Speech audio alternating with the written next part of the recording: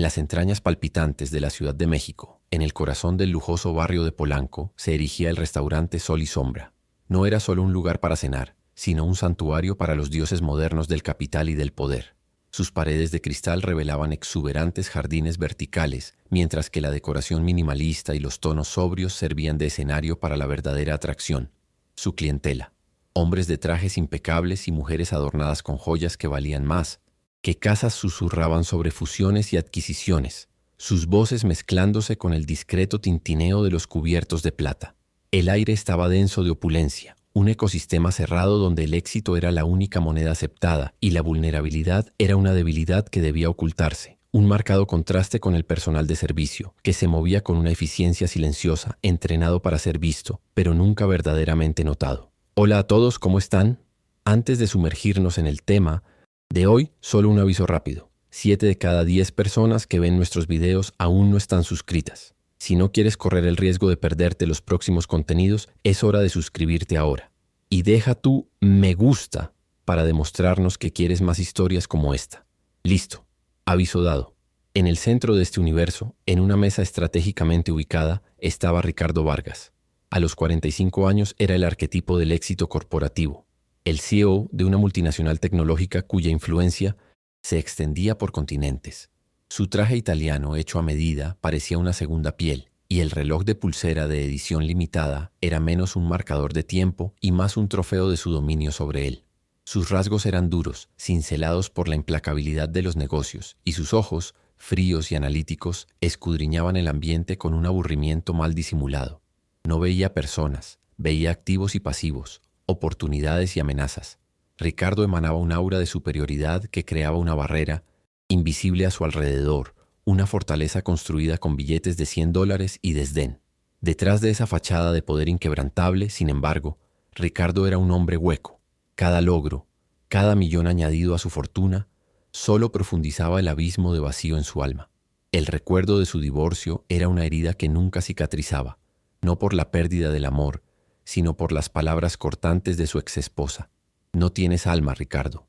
Había sacrificado relaciones, amistades e incluso el recuerdo de sus propios orígenes humildes en el altar del éxito. Ahora, solitario en su Olimpo particular, compensaba su falta de conexión humana con demostraciones extravagantes de riqueza y un desprecio calculado por aquellos a quienes consideraba inferiores, una armadura para proteger un interior aterradoramente frágil y desierto. Moviéndose con una gracia silenciosa entre las mesas, casi como un fantasma, estaba Elena Morales. A los 22 años, su sencillo uniforme de camarera del restaurante no lograba ocultar la dignidad innata que llevaba en su postura. Su largo cabello negro y sus rasgos indígenas contaban la historia de una herencia ancestral proveniente de un pequeño pueblo en Oaxaca. Sus ojos marrones, aunque marcados por el cansancio de largas jornadas de trabajo, contenían una chispa de inteligencia y una profundidad que contrastaba con la superficialidad a su alrededor. Había venido a la metrópoli con un propósito claro: mantener a su familia y financiar sus estudios, llevando sobre sus hombros el peso de la nostalgia y el dolor silencioso de sentirse una extranjera en su propia tierra, enfrentando a diario el prejuicio velado en cada mirada. Así, los dos mundos chocarían esa noche. Por un lado, Ricardo, un titán de concreto y ambición, ahogándose en su propia riqueza. Por el otro, Elena, una joven arraigada en la tierra y la tradición, cuya mayor riqueza era la fuerza de su espíritu. Él, el hombre que creía poder comprarlo todo, y ella, la mujer que poseía lo que el dinero jamás podría tocar.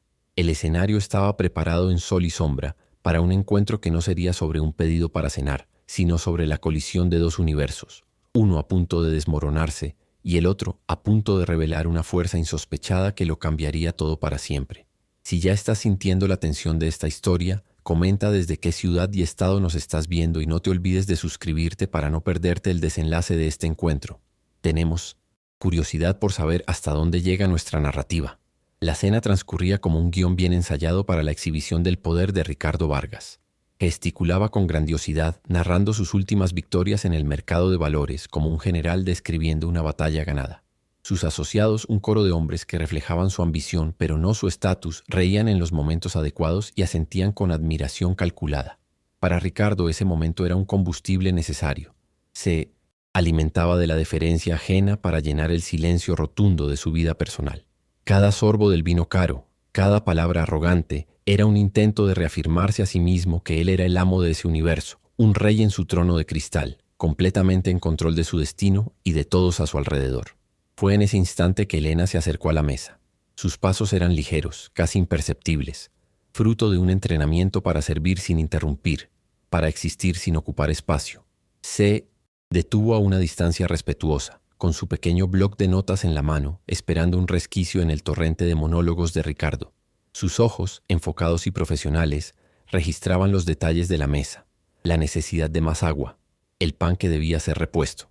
Ella era la personificación de la eficiencia invisible, una pieza funcional en el complejo engranaje del lujo, completamente ajena al hecho de que estaba a punto de convertirse en el centro inesperado de esa noche y en el catalizador de un cambio irreversible. Finalmente una pausa. Con una voz baja pero clara, Elena se dirigió a la mesa. Con su permiso, señores. ¿Están listos para ordenar? Las palabras fueron pronunciadas con cortesía, pero llevaban la sutil melodía de su tierra natal, el ritmo y la cadencia de Oaxaca que ni los años en la gran ciudad habían logrado borrar por completo. Para los asociados era solo la voz de una camarera, pero para Ricardo ese acento fue una anomalía, una falla en la perfección aséptica de su mundo. Vio allí una oportunidad no para alimentarse, sino para divertirse, para usar el origen humilde de ella como un peldaño para su propia demostración de superioridad. Una sonrisa de escarnio se formó lentamente en los labios de Ricardo. Levantó una mano, silenciando a uno de sus invitados que estaba a punto de hablar. Inclinándose hacia adelante, fijó sus ojos fríos en Elena y en un tono deliberadamente alto y burlón, imitó su forma de hablar de manera grotesca y humillante. Vaya, vaya, paisanita. Arrastró la palabra cargándola de desprecio. Tráigame el mejor vino que tenga, ¿sí? La frase fue una bofetada sonora, un acto de crueldad gratuita que resonó en el salón, haciendo que incluso las mesas vecinas se giraran, avergonzadas y curiosas, para observar la escena que se desarrollaba. El efecto fue inmediato y devastador. Los invitados de Ricardo se rieron, una risa hueca y forzada, nacida más del miedo a contrariar al anfitrión poderoso que de cualquier humor genuino en la situación. Eran cómplices de su crueldad, y el sonido de sus risas fue, para Elena, más doloroso que el propio insulto. Ella permaneció inmóvil. El bloc de notas en su mano parecía pesar 1 tonelada. La sangre subió a su rostro, una ola de vergüenza y furia que la dejó momentáneamente sin aliento. En ese instante no era una empleada, sino un blanco, expuesta y ridiculizada frente a un público que veía su dignidad como entretenimiento. Por un segundo, el mundo de Elena se encogió. El ruido del restaurante desapareció, y todo lo que sentía era el deseo de correr, de esconderse, de dejar que las sombras del sol y sombra la tragaran por completo. La humillación era un veneno paralizante, pero entonces una fuerza ancestral despertó dentro de ella. Eran las historias de su abuela sobre la resistencia de su pueblo, sobre la dignidad que nadie podía robar. Eran los rostros de su familia en Oaxaca, para quienes ella era un motivo de orgullo. Rendirse no era una opción. Levantó la barbilla lentamente, y sus ojos, antes empañados por la vergüenza, ahora ardían con una furia fría y decidida, fijándose en los de Ricardo. Respiró hondo, y lo que salió de sus labios no fue una respuesta en español, sino una frase corta, dicha en su lengua nativa, el zapoteco. Las palabras sonaron extrañas y musicales en ese ambiente de lujo calculador. Una melodía de otra era, de otra tierra. La mesa quedó en silencio, confundida. Ricardo frunció el ceño, su arrogancia momentáneamente desarmada por la sorpresa. Antes de que pudiera formular otra burla, Elena cambió a un español perfecto, culto e incisivo, cada palabra pulida como una piedra de río, desprovista de cualquier acento que él pudiera ridiculizar. Su voz ahora no era la de una sirvienta, sino la de una jueza. «Usted me pide el mejor vino», declaró, su voz resonando con una autoridad inesperada que acalló cualquier murmullo a su alrededor. «Pero lo mejor de esta tierra no se bebe, se siente». Hizo una pausa dramática, dejando que las palabras penetraran en la atmósfera tensa, y entonces asestó el golpe final, mirando directamente al alma vacía de Ricardo. «Es la dignidad, algo que por lo visto su dinero no pudo comprar». La frase no fue un grito, sino un susurro poderoso, una verdad innegable que se posó sobre la mesa como un sudario, exponiendo la pobreza espiritual detrás de toda aquella riqueza material. Un silencio sepulcral se apoderó del ambiente. La sonrisa de cientos de Ricardo desapareció reemplazada por una máscara de puro shock. Las palabras de Elena fueron un espejo que reflejó no la imagen del titán que él proyectaba, sino la de un hombre pequeño, cruel y desesperadamente vacío. Por primera vez en años se sintió completamente desarmado, su armadura de cinismo y dinero perforada por una verdad simple y abrumadora. Sus invitados miraban sus platos, el techo, cualquier lugar que no fuera el rostro de Ricardo o la figura imponente de Elena, que permanecía de pie, esperando. Con un gesto brusco, Ricardo despidió a sus asociados. La cena ha terminado. Su voz era un murmullo ronco, casi irreconocible. Váyanse. No necesitaron una segunda invitación, levantándose apresuradamente y desapareciendo como fantasmas, dejando atrás una escena de tensión insoportable. Ahora estaban solo los dos, el multimillonario humillado y la camarera que lo había desnudado. Ricardo miró la silla vacía frente a él, la silla de su invitado de honor. Con un movimiento de cabeza miró a Elena, y su voz era casi una súplica. Por favor, siéntese. El conflicto apenas había comenzado, pero las reglas del juego ya habían cambiado para siempre. Elena dudó por un largo momento, la petición de Ricardo flotando en el aire como algo surrealista. Sentarse a la mesa de un cliente, especialmente de ese cliente, era una ruptura de todos los protocolos, un acto que podría costarle el empleo al instante. A lo lejos podía sentir las miradas de sus compañeros de trabajo, una mezcla de asombro, miedo y una chispa de admiración. El gerente del restaurante, un hombre de postura rígida y mirada severa, observaba la escena con el rostro contraído en una máscara de furia contenida. La tensión era casi física, una electricidad que cargaba el silencio entre el multimillonario y la camarera. Finalmente, con la misma dignidad con la que había enfrentado el insulto, Elena retiró la silla y se sentó, con la espalda recta y la mirada firme. Ricardo, por su parte, parecía un hombre perdido en su propio territorio. Acostumbrado a dictar el ritmo de todas las interacciones, ahora se encontraba sin guión, despojado de sus armas habituales de intimidación y poder. Abrió la boca para hablar, pero las palabras no salieron. ¿Qué se le pregunta a una mujer cuya alma intentaste aplastar segundos atrás? Tamborileaba los dedos sobre la mesa de caoba pulida, un tic nervioso que delataba su agitación interior. El silencio se prolongó, incómodo y denso, y con cada segundo que pasaba, el poder parecía desplazarse sutilmente, saliendo de sus manos y concentrándose en la calma enigmática de la joven frente a él. Finalmente encontró su voz, aunque sonaba ronca, desprovista de su autoridad habitual. ¿Por qué dijo eso?, preguntó, la cuestión saliendo más como una acusación que como una pregunta genuina. ¿Fue un discurso que ensayó para una ocasión como esta? ¿Una forma de intentar sacar algo de un cliente rico? Estaba recurriendo al cinismo, su defensa por defecto, tratando de encuadrar la respuesta de ella en una lógica que él pudiera comprender, la de la manipulación y el beneficio personal. Para él era inconcebible que esas palabras pudieran haber nacido de una convicción real. En su mundo todo tenía un precio y una intención oculta y necesitaba desesperadamente encontrarla de ella. Elena no se intimidó con la acusación. Lo miró con una serenidad que lo desarmó aún más. No fue un discurso, señor. Fue un reflejo. Usted intentó menospreciarme usando mi origen, mi forma de hablar, pero usted no entiende. Para mi pueblo las palabras no son solo sonidos. Llevan la historia de nuestros antepasados, la fuerza de nuestra tierra.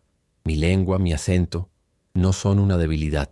Son el mapa de mi alma, el testamento de que pertenezco a algún lugar. Cuando usted se burló de eso, se burló de todo lo que soy, y mi alma simplemente se negó a quedarse en silencio, explicó ella. Su explicación fue un golpe silencioso. No estaba discutiendo, estaba enseñando, usando su sabiduría cultural como un escudo y una espada. Su lógica era antigua, emocional y completamente inmune a los argumentos corporativos de Ricardo.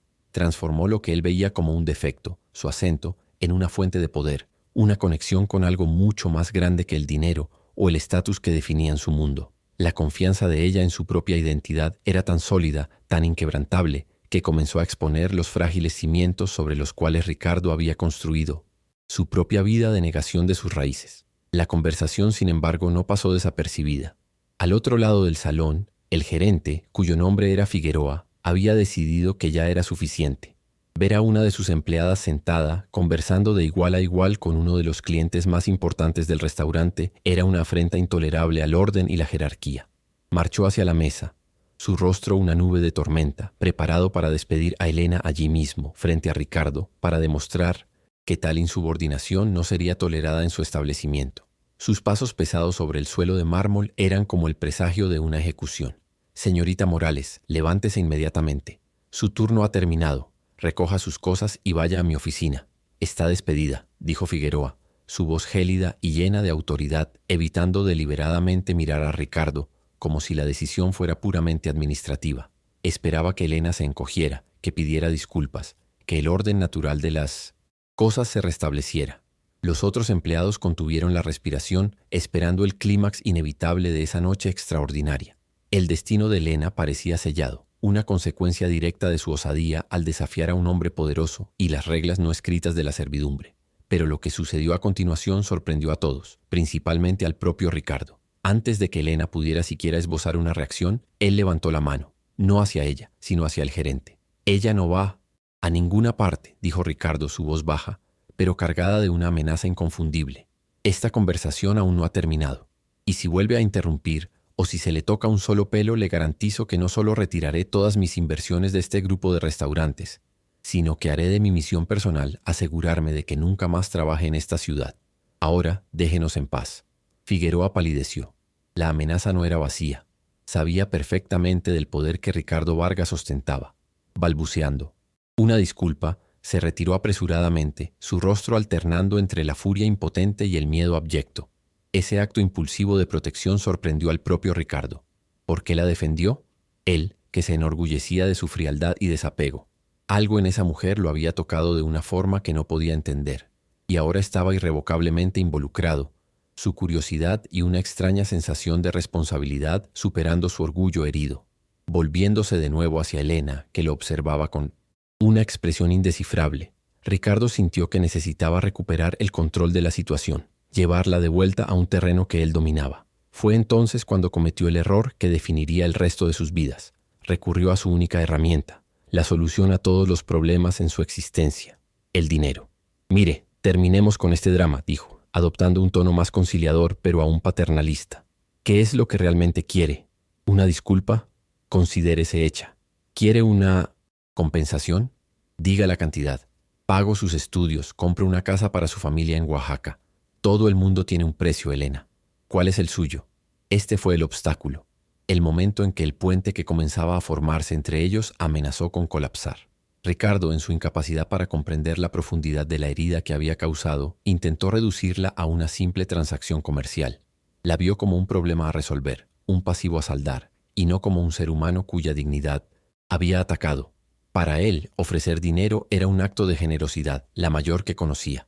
Esperaba que ella aceptara, que sus ojos brillaran con gratitud y que la incomodidad que sentía finalmente se disipara.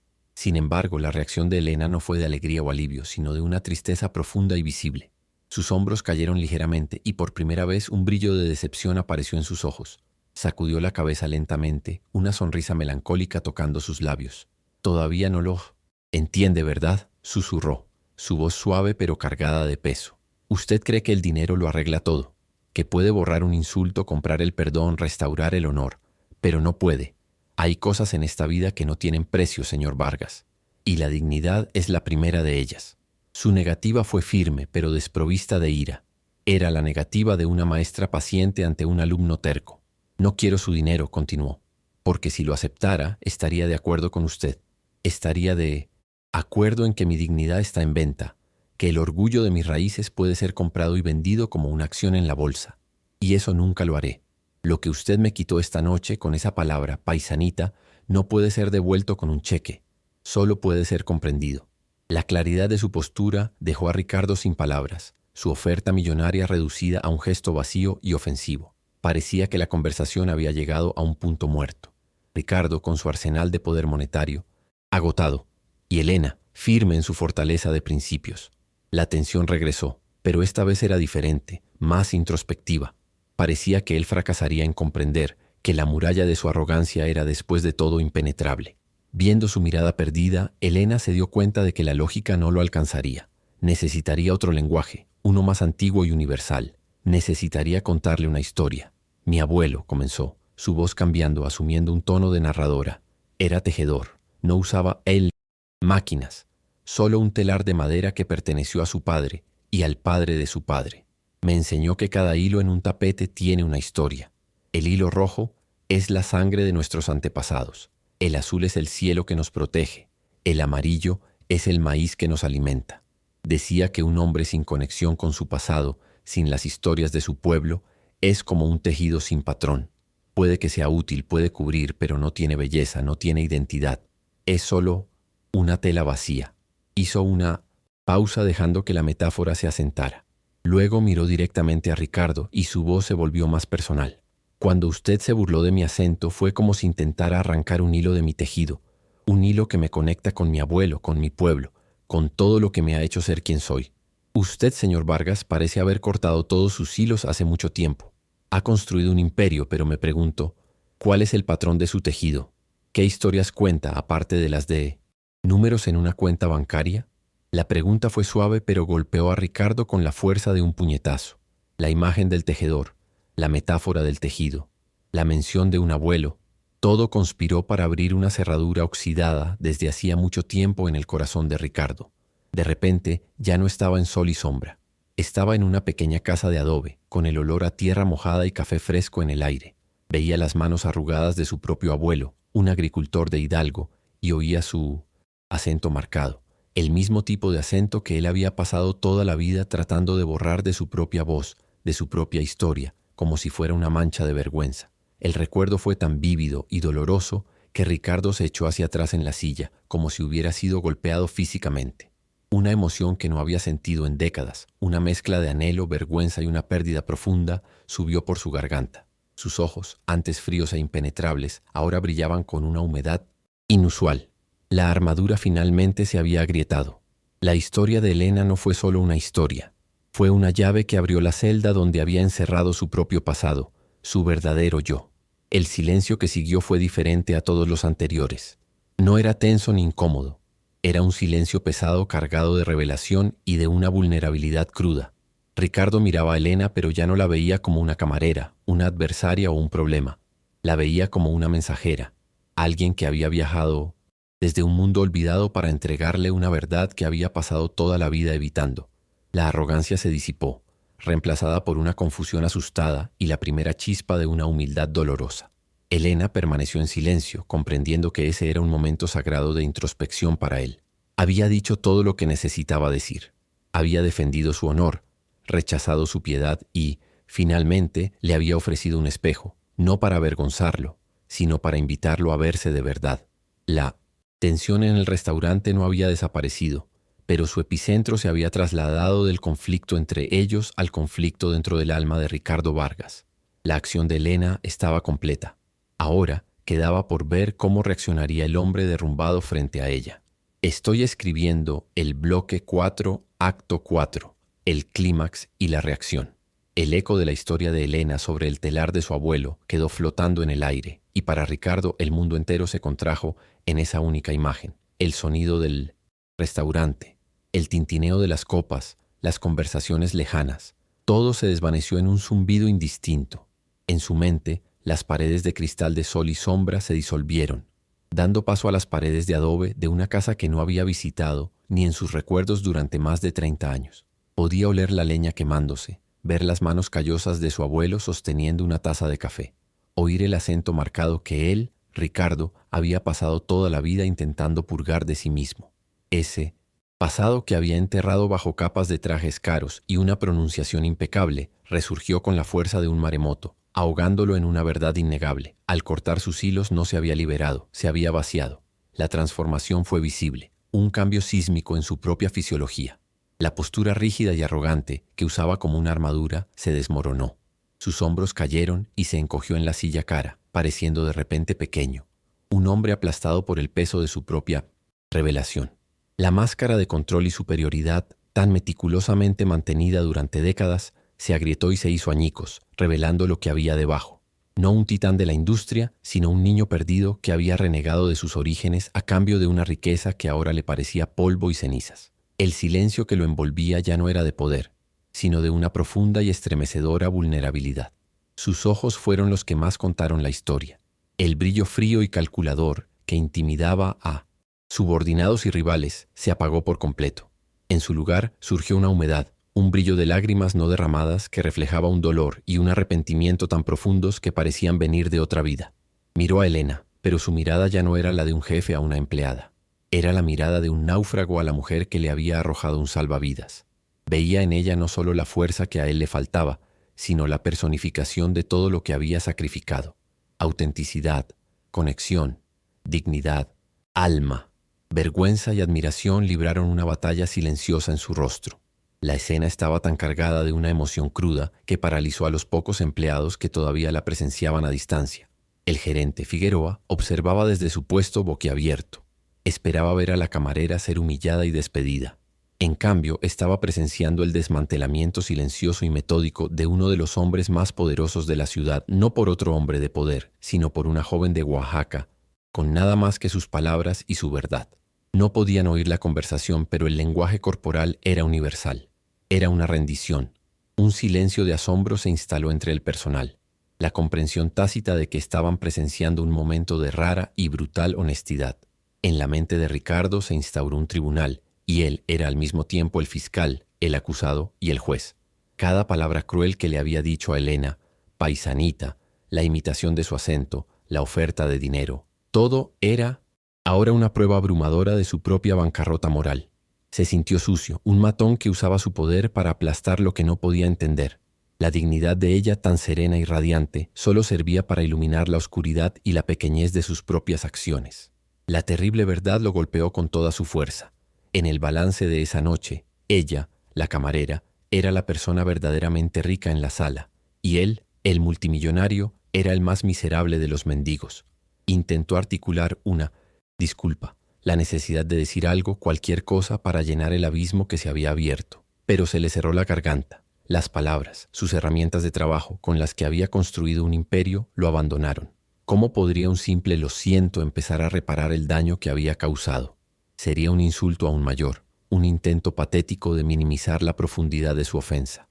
Su boca se abrió y se cerró en silencio. El rostro de un hombre que por primera vez descubrió que su vasta riqueza era absolutamente inútil. Estaba quebrado, no financieramente, sino espiritualmente. Observando su colapso silencioso, la expresión de Elena cambió. La furia justa y la postura defensiva dieron paso a una inesperada compasión. Veía a través de las capas de arrogancia y percibía el dolor que él ahora enfrentaba. Reconoció en ese hombre la misma soledad que ella a veces sentía, el dolor de estar desconectado. En un gesto de pura gracia no dijo nada. No lo presionó para que se disculpara. No se jactó de su victoria moral. Simplemente permaneció sentada, presente, permitiéndole el espacio para enfrentar a sus propios demonios.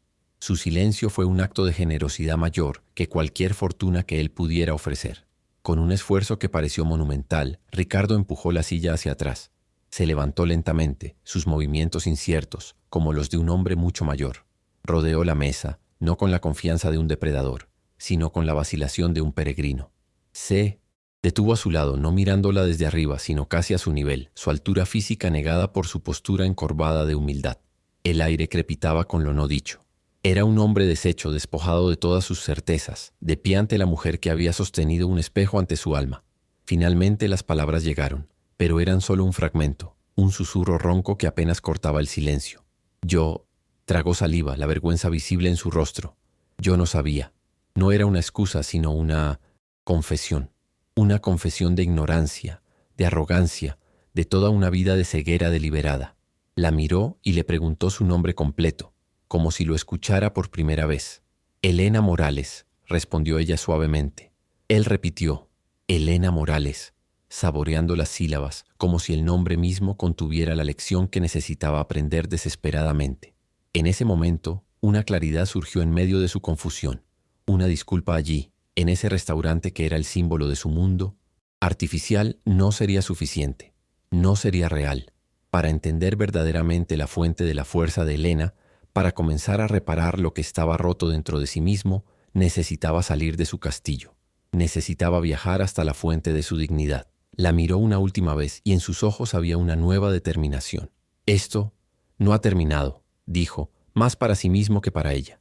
Sin volver a mirar atrás, se dio la vuelta y salió del restaurante, dejando atrás su poder, su prestigio y la vida que conocía. ¿Te está gustando esta historia? El viaje de transformación de Ricardo apenas comienza y el verdadero poder de Elena está a punto de ser revelado. Si crees que un momento de verdadera humanidad puede cambiarlo todo, deja tu me gusta y suscríbete al canal para no perderte la emocionante conclusión de esta historia. Ahora continuamos con el video. Pasaron días en los que Ricardo Vargas se sintió como un fantasma en su propia vida. El lujo de su apartamento, el poder de ese tiempo, su sala de juntas, todo parecía hueco y sin color. Guiado por una necesidad que apenas comprendía, viajó al sur, al corazón soleado de Oaxaca. El paisaje que lo recibió fue un antídoto para su existencia estéril. El cielo era de un azul imposible, la tierra era roja y vibrante, y el aire olía a flores y tradición.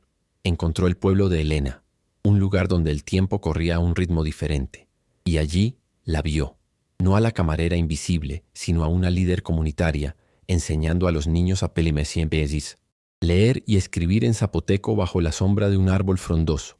Rodeada de amor, respeto y un propósito genuino, Elena irradiaba una riqueza que hacía que el imperio de Ricardo pareciera un montón de polvo. En ese momento finalmente entendió lo pobre que realmente era.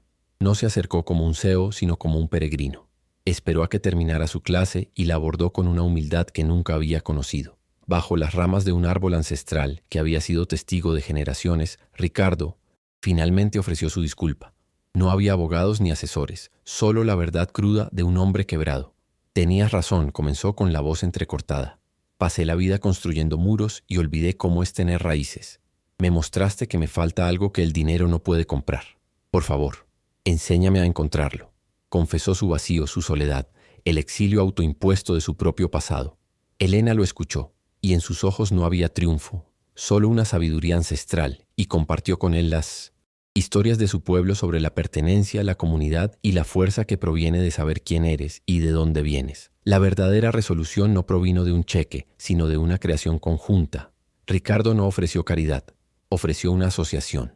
Impresionado con su trabajo, propuso usar sus recursos para financiar un proyecto que ella lideraría: la creación de escuelas bilingües en comunidades rurales, uniendo tecnología de punta con la preservación de culturas y lenguas nativas. Él sería el inversor silencioso, ella, la arquitecta y directora de la visión. No era un rescate del hombre rico a la joven pobre, era la construcción de un puente donde su conocimiento corporativo serviría a la sabiduría cultural de ella, creando algo nuevo y poderoso, un legado que el dinero por sí solo jamás podría construir. Elena aceptó, no por necesidad, sino por ver la sinceridad en su transformación y la oportunidad de multiplicar su impacto. 3 años después, la prueba de su éxito era innegable. Ricardo y Elena estaban en la inauguración de la 10ª escuela del proyecto Raíces y Futuros. Ya no usaba sus trajes italianos en esas tierras. Vestía ropa sencilla, su piel bronceada por el sol, y su sonrisa era fácil y genuina mientras conversaba con los niños en un español salpicado de frases en zapoteco que había aprendido. Elena, ahora una directora respetada y una voz para su pueblo, hablaba con la misma dignidad que había demostrado en el restaurante, pero con una autoridad amplificada. Durante el evento, una joven con un acento distintivo le sirvió agua. Ricardo la miró, sonrió con una profunda amabilidad y le agradeció en su lengua nativa. El ciclo de desprecio se había roto, reemplazado por uno de respeto y reconocimiento, la lección aprendida y ahora vivida. Esa noche en Sol y Sombra, un hombre aprendió que el verdadero valor de una vida no está en lo que se acumula, sino en lo que se cultiva. Ricardo Vargas descubrió que la genialidad y la sabiduría no visten traje y corbata, sino que a menudo llevan la ropa sencilla de la dignidad y hablan con el acento de la verdad. Elena Morales no necesitó ser salvada. Ella fue la salvadora, no solo de su propio honor, sino del alma perdida de un hombre. Su historia nos enseña que la mayor riqueza que poseemos son nuestras raíces, y que el orgullo de nuestro origen no es una debilidad que deba ocultarse, sino la fuente más profunda de nuestra fuerza. El verdadero poder no reside en construir imperios de concreto, sino en construir puentes de comprensión entre los mundos. ¿Alguna vez has presenciado un acto de dignidad que cambió por completo una situación? Deja un me gusta si crees que el respeto es más poderoso que cualquier riqueza. Suscríbete para más historias que renuevan nuestra fe en la transformación humana.